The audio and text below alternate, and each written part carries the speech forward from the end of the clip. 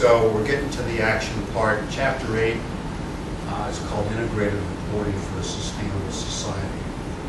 The notion being that you only have a sustainable society if most, if not all, companies have so-called sustainable strategies that simultaneously think about value creation for shareholders and other stakeholders. It's great that RICO has this plan to reduce their environmental impact to 1/8 of what it is today by 2050.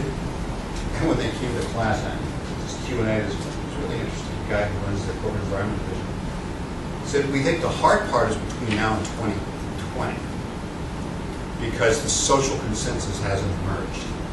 So we're sort of fighting an uphill battle. For whatever reasons, I think it's going to have flipped by then, and the things that they'll have to do both in terms of change behaviors and technology by between 2020 and 2050 will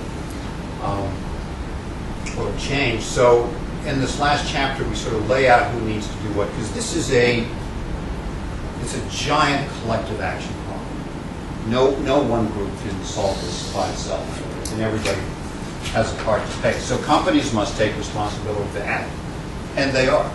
And that's probably the key locus of where energy has to come from. Very few countries require integrated reporting.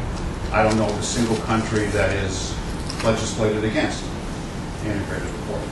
So if companies want to, they can do it. That will require innovation by them.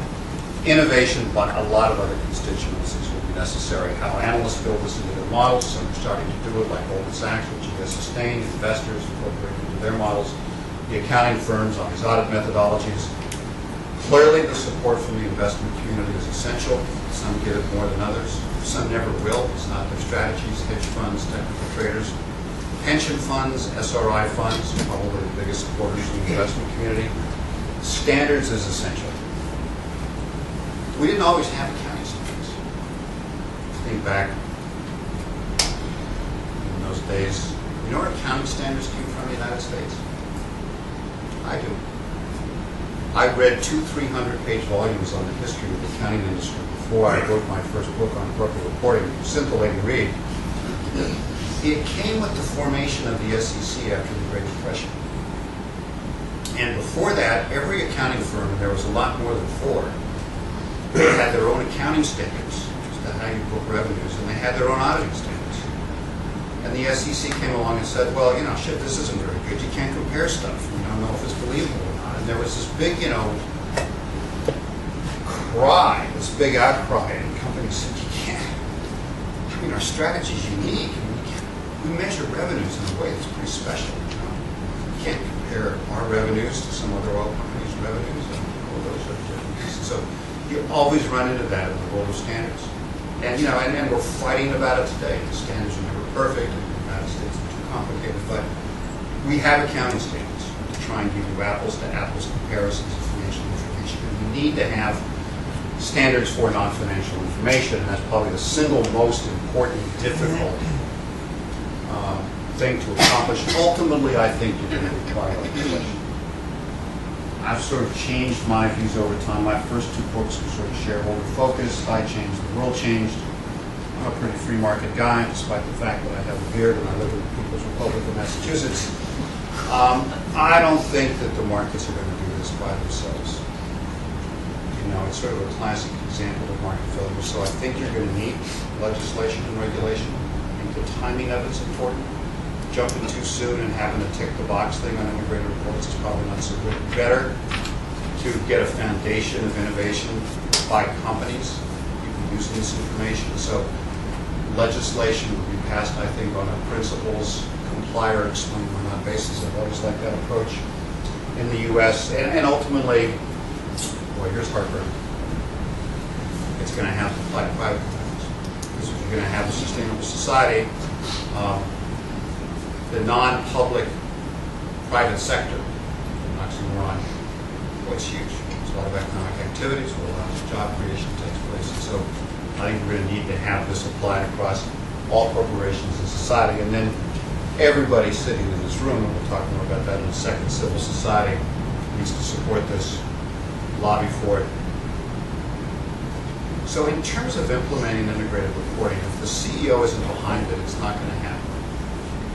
You do have this coordination that needs to sit, because I think the board can, probably should demand it. Their fiduciary responsibilities, representing shareholders and other stakeholders, is would be better off with an integrated report that has the critical information and relationships between the two rather than big piles of stuff. Some person's got to be given responsibility. The CFO and the general counsel are often bottlenecks.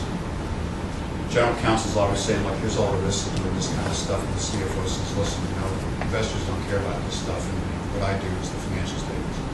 So you've got two very powerful functions in an organization who generally aren't among the first to say, we think this is a good idea. Investor relations, they're funny, you know, they kind of blow hot and cold. They sort of get it. Sometimes they're relatively high in the food chain, sometimes they're fairly low in the food chain. Oddly enough, corporate communications, in a number of these places, was the group that